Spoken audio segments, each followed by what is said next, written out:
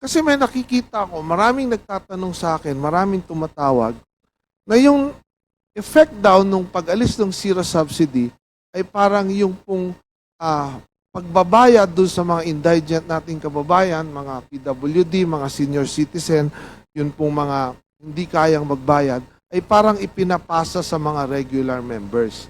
No? So, ang tanong ko, Mr. Chair, magkano ba itong kino-cover? Do we have the data or amount kung magkano ba yung kino-cover nitong subsidy na to para dun sa mga contribution supposedly ng mga indigent nating kababayan, yung mga hindi kayang magbayad? May figure ba tayo niyan kung magkano? Kasi ang nagiging kumakalat sa social media especially ay yun daw regular member, yung responsibilidad ng gobyerno, yung share ng gobyerno na dapat binibigay sa PhilHealth para pambayad dun sa mga hindi makabayad na members ay pinapasa sa regular members. So ang nangyayari ngayon, may kumakalat ngayon na bakit pa kami magbabayad? Hindi nga ginagawa ng gobyerno yung share nila. No? Hindi na rin kami magbabayad ng regular members. Kasi kahit naman hindi kami magbayad, member pa rin kami. So, yun po yung kumakalat. Kaya gusto pong malinawan ito, Mr. Chair. Mr. Chair? Yeah. Yes, please, Congressman Ledes. Mr. Lim Mr. Siaco. Lim Siaco, Mr. Chair. Yes, you're recognized. Mr. Chair, maraming salamat po. Batay sa National Expenditure Program po, year 2025 po, the allocation for PhilHealth ay 74 billion, 53 billion from the Centax, and 21.17 billion from PCSO and PAGCOR, Mr. Chair. Mr. Chair, sorry. Ang gusto ko malaman, hindi po yung subsidy. Ang gusto ko malaman, do we have the amount nung mga hindi makabayad? No? Magkano ba? 20 billion ba yan na kino-cover ng mga members na hindi makabayad? 30 billion ba yan? Or more than the subsidy supposedly na natatanggap ng PhilHealth? Or lower? Meron ba tayong amount or data nun? Mr. I Chair. think ang tanong po yata ni Congressman Wilbert Lee, parang ang gusto niyang ipunto, merong mga nagbabayad. Tapos merong mga hindi nagbabayad. Ang punto niya yata, kung ito bang mga hindi nagbabayad, ito ang source ng netong tinatawag po nating income netong PhilHealth.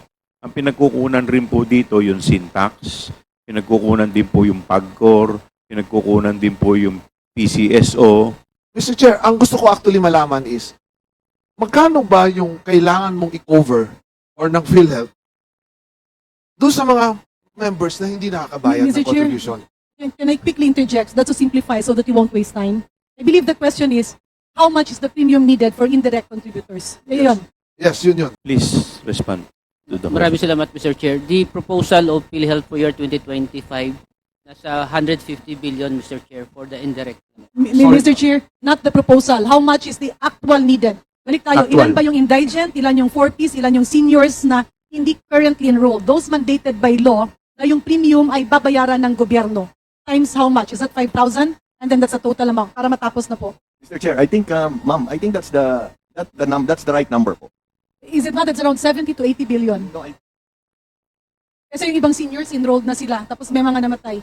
The computation, I think, is around 70 to 80 billion, Mr. Chair. Mr. Chair, ang problema dun sa 150 million is maraming double counting. Kaya natin i-reject yung 150 million computation. Tinignan na po namin ni Kong Janet yung computation ng 150 million. So mas maganda siguro, ibigay na lang yung per head na premium. I think it's 4,800 per head for seniors. Tama po ba? Mr. Chair, while waiting, can I very quick interjection para lang ma-align sa kay Kong Wilbert Lee? Please, Miss- with the yeah. indulgence of Congresswoman Stella Kimbo, who will be the next interpellator, Very the quickly chair lang would for like the... to recognize Congresswoman Thank you, Mr. Garin. Chair. Just for the correct terminologies, yung sinasabi po nating subsidy ng gobyerno, hindi siya actually literal na subsidy. Yan ay bayad sa enrollment mandated by law dun sa mga hindi magbabayad ng kanilang sariling premium. Yung mga nagtatrabaho sa gobyerno at sa pribadong sektor ay nagbabayad based dun sa employer at yung kaltas sa kanilang sweldo. So when we say subsidy, it's being used to enroll non-paying members. Just to clarify, Mr. Chair. Mr. Chair. Mr. Chair. Yes, Mr. Ledesma. Thank you. Just very quickly. Very quickly, sorry. At makadagdag lang, Mr. Chair. Nasabi kasi ni Congressman Wilbert Lee na nababawasan yung mga nagbabayad dahil dun sa mga indirect contributors. Hindi po.